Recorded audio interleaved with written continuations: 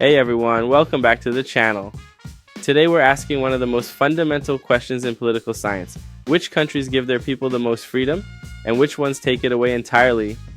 I'm going to walk you through Freedom House's 2026 Freedom in the World report, the gold standard for measuring political rights and civil liberties around the globe. This report evaluates 195 countries every single year, and the 2026 edition just dropped some results that are genuinely shocking. A country that scored a perfect 100, a country that scored literally 0, and a country right in the middle, one that's been losing points for 2 decades straight, whose name might surprise you. We've got a lot to get into, so let's start from the very beginning. What is the Freedom House Index and how does it work? First things first, what exactly are we measuring here? Freedom House is a nonpartisan, nonprofit organization founded in Washington, D.C. in 1941. Its mission from the beginning has been to promote democratic values and track the state of freedom around the world. Since 1973, it has published its annual Freedom in the World report, which has become one of the most widely cited data sets in political science. Every country gets scored on a scale from 0 to 100. That score is a composite of 2 main categories: political rights, worth up to 40 points, and civil liberties, worth up to 60 points. Political rights cover things like whether elections are free and fair, whether opposition parties can actually operate, whether the government is accountable to the people. Civil liberties cover freedom of expression, freedom of religion, freedom of assembly, the rule of law, personal autonomy. Based on their score, countries are placed into one of 3 categories: free, partly free, or not free. A score in the 70s or above generally means free. The 40s to 60s means partly free. Below that, you're not free. The 2026 report covers what happened in the world during the calendar year 2025, and its headline finding is frankly grim. Global freedom declined for the 20th consecutive year. That's not a typo. 20 years in a row. 54 countries saw their scores drop. Only 35 improved. The number of countries classified as not free has grown from 45 back in 2005 to 59 today. The report's title says it all: The Growing Shadow of Autocracy. Now let's look at who's at the top and why. Actually, the freest countries, Europe's Nordic dominance. Let's start with the best news first. The countries at the very top of this list are models of what democratic governance can look like at its best. Finland sits alone at the summit with a perfect score of 100 out of 100, not 99, not 98, 100. Finland's parliamentary system features genuinely free and fair elections, robust multi-party competition, strong separation of powers, an independent judiciary, and a culture of transparency that makes corruption extremely rare. Freedoms of speech, religion, and association are all actively protected, and the courts actually enforce those protections. It's remarkable, and Finland has held this position for years. Right behind Finland are New Zealand, Norway, and Sweden, all tied at 99. These are countries with different geographies and different histories, but they share some critical traits: strong democratic institutions that were built up over generations, checks and balances that genuinely work, high levels of civic participation, a press that operates freely and critically, and most importantly, a public culture where government accountability is taken for granted, not fought for. Ireland, Canada, Denmark, Luxembourg, the Netherlands, and San Marino all scored 97. Slovenia and Uruguay, a Latin American country, also sit at 97. That's a remarkable achievement for a South American nation in a region that has historically struggled with political instability, and it reflects Uruguay's decades of investment in democratic institutions. Japan and Estonia both scored 96, which is also notable. Japan because it's one of only a handful of Asian nations to consistently rank this high. Estonia because it was part of the Soviet Union just 35 years ago, and today it's one of the freest countries on earth. That's a remarkable transformation. Portugal, Switzerland, Belgium, Chile, Czechia, Germany, Iceland, all in the 95 to 96 range. Australia and Austria at 94, Taiwan at 93. What do virtually all the top-ranked countries have in common? A few things that consistently come up in political science research. First, independent judiciaries. Countries where courts can say no to the government and be taken seriously almost always rank higher on freedom indices. Second, a free and adversarial press. When journalists can criticize those in power without fear of arrest or retaliation, corruption shrinks and accountability grows. Third, Functioning multi-party systems. Countries where one party or one leader can't simply dominate all institutions tend to maintain better checks and balances. Fourth, strong civil society. Universities, NGOs, unions, religious organizations that operate independently of the state create a buffer between citizens and government power. The Nordic countries in particular have built societies where these four elements are deeply embedded, not just in law but in culture. That's what makes them so hard to knock off the top of this list. The United States, a story of 2 decades of decline. Now let's talk about the data point that generated the most headlines from this report. The United States scored 81 out of 100 in the 2026 Freedom House report. That is its lowest score since the organization began using the 100-point scale in 2002, and it came after a 3-point drop from its score of 84 the previous year, the sharpest single-year decline of any country in the entire free category in 2025. To understand why this matters so much, you have to zoom out. In 2005, the US scored 93. Today, it's 81. That's a 12-point drop over 20 years. By comparison, the average European Union country dropped just 4 points over the same period. The US is declining at 3 times the rate of its European peers.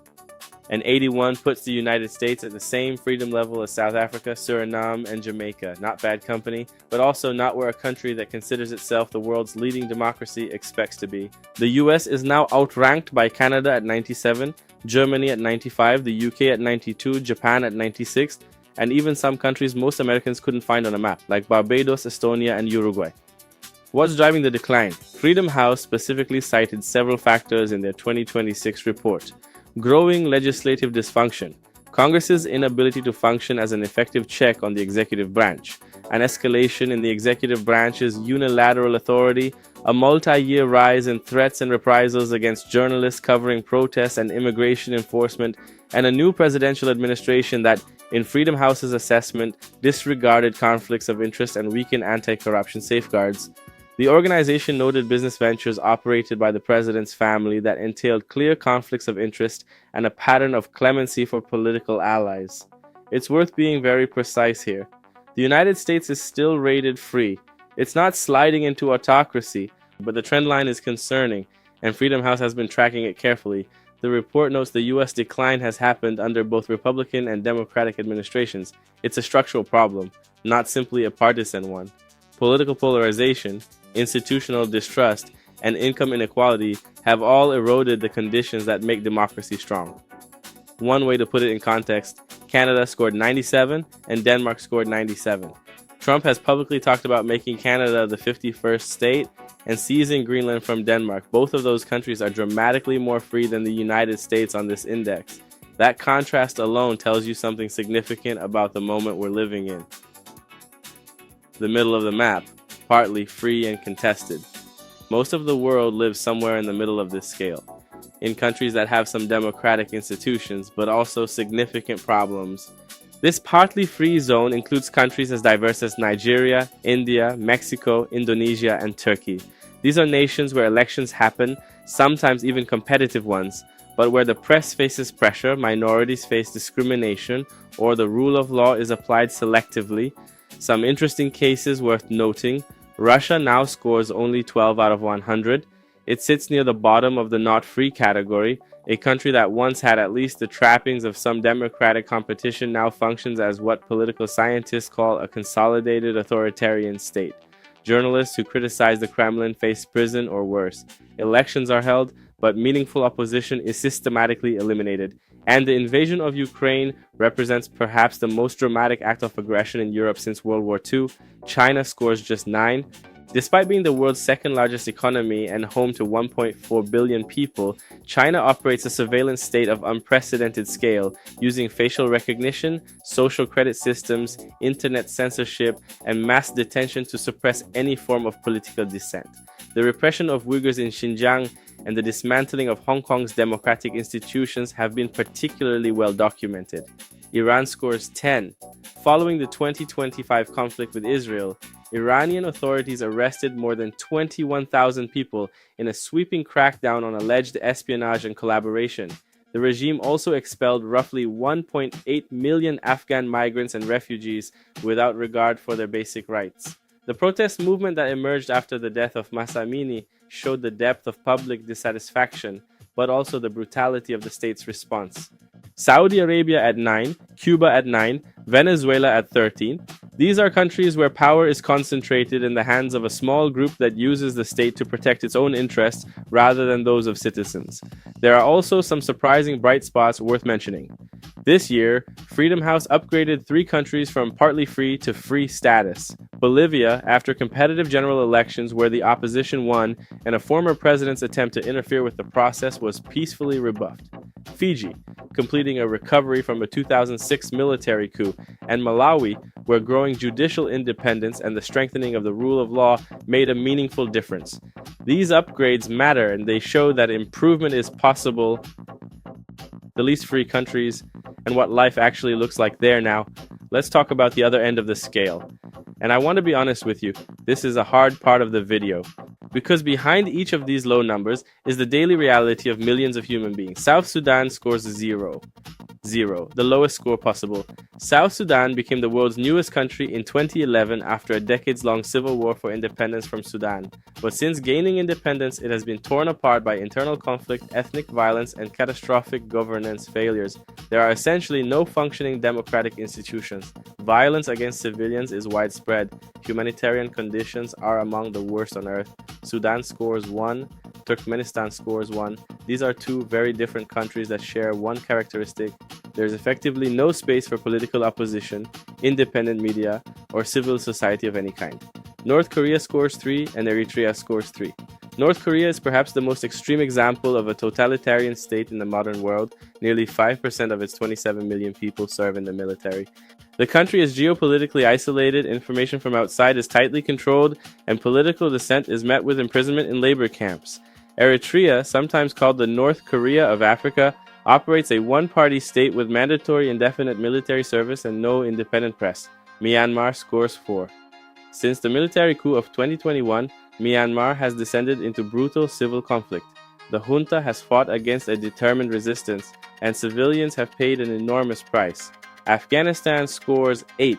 Since the Taliban recaptured the country in 2021, women have been systematically excluded from education, employment, and public life. It is one of the most rapid reversals of civil liberties in recent history. Belarus scores 7. After Alexander Lukashenko refused to accept the results of the 2020 election and violently suppressed a massive protest movement, Belarus has effectively become a satellite of Russia. Independent journalists have been imprisoned, opposition leaders have fled, and the political space has collapsed. What do the least free countries tend to have in common? Usually some combination of a leader or small group that captured the state and uses it for personal enrichment, weak or non-existent institutions that could serve as checks on power, armed conflict that the government uses as justification for emergency rule, and international isolation that reduces the external pressure for reform. Geographic patterns. What the map tells us. When you look at this data geographically, some clear patterns jump out. Europe dominates the top of the rankings, especially Western and Northern Europe. Strong electoral systems, independent courts, press freedom, and civil liberty protections help countries like Finland, Sweden, Germany, and the Netherlands sit near the top globally. The 2 major European outliers are Russia and Belarus, both of which represent what happens when democratic backsliding goes unchecked for decades. The Americas are a mixed picture. Canada is up at 97, genuinely one of the freest countries on earth. Uruguay at 97 is similarly impressive for Latin America, but the region also contains Cuba at 9, Nicaragua at 14, and Venezuela at 13. 3 governments in the Americas that Freedom House places at the very bottom of global freedom rankings. The contrast between, say, Costa Rica at 91 and Cuba at 9, 2 relatively small countries in the same region, is extraordinary. Asia is where the contrast is sharpest. Japan at 96 and Taiwan at 93 sit in the top tier, but China at 9, North Korea at 3, Vietnam at 20, and Laos at 13 represent some of the most repressive governments on earth.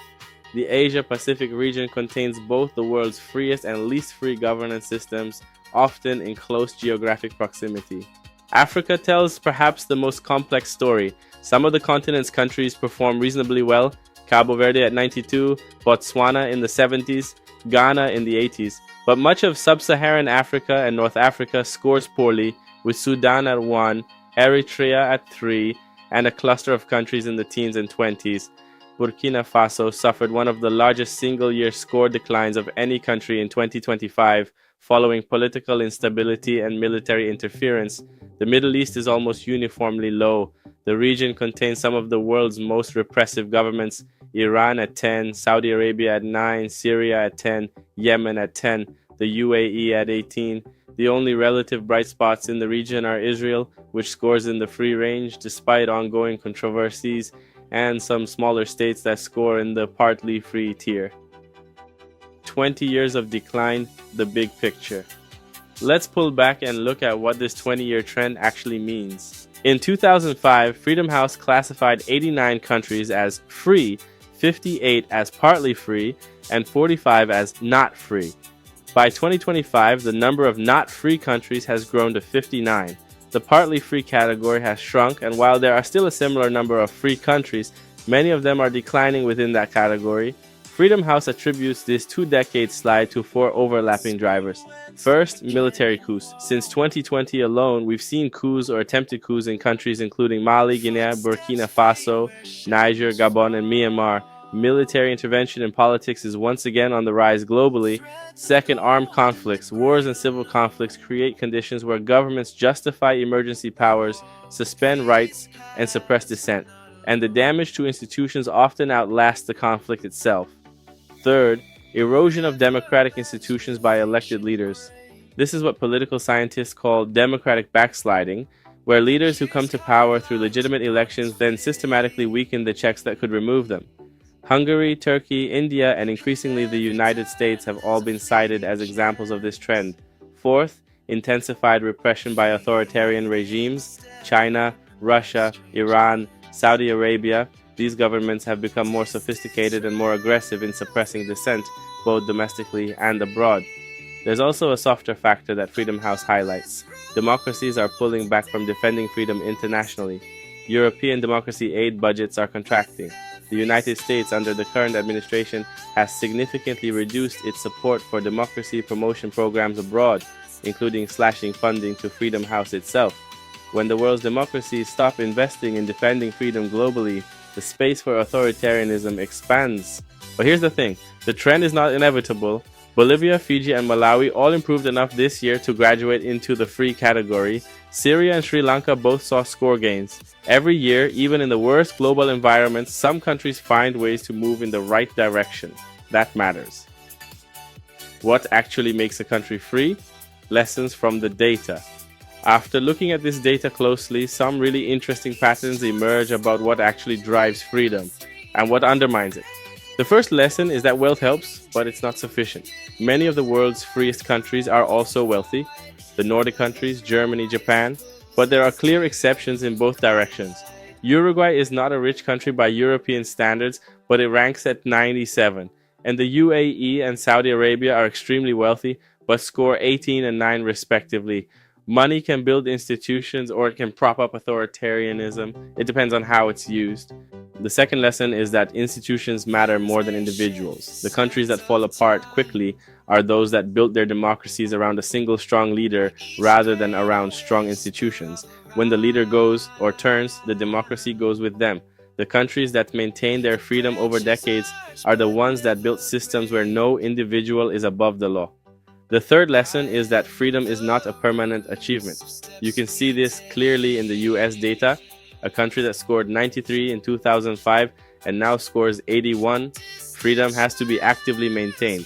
Democratic norms require active defense.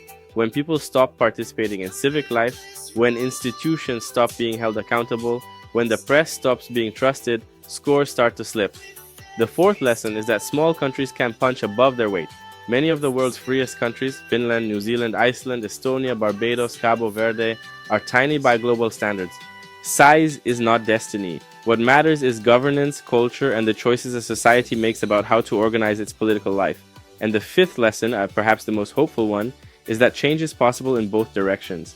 Countries that seem permanently authoritarian have democratized. Countries that seem stable have backslid. The future is not fixed. So there you have it. A full breakdown of the world's most and least free countries, according to Freedom House's 2026 report. From Finland at a perfect 100 to South Sudan at an absolute 0, from Norway and New Zealand at 99 to North Korea and Eritrea at 3, from Uruguay at 97, making Latin America proud, to China at 9 and Russia at 12 despite their enormous global power, and the United States at 81, still free, still democratic, but at its lowest point since modern tracking began and declining faster than most of its peers. The global picture is sobering. 20 consecutive years of declining freedom. More than 40% of the world's population affected by deteriorating conditions for political rights and civil liberties. The shadow of autocracy growing longer across multiple continents. But the picture is not hopeless. 3 countries improved enough to break into the free category this year. Protest movements from Iran to Belarus show that people everywhere want freedom, even when their governments deny it. And history is full of moments when the trend reversed. What you take away from this video is your choice. But I'll say this, knowing where freedom is thriving, where it's slipping, and where it's been extinguished entirely, that knowledge matters. Democracy requires informed citizens. If this video made you think, please hit the like button. It genuinely helps the channel reach more people. Subscribe if you haven't already, and drop a comment below. Which country's score surprised you the most? Was it a country you expected to be higher, or one you expected to be lower? See you in the next one.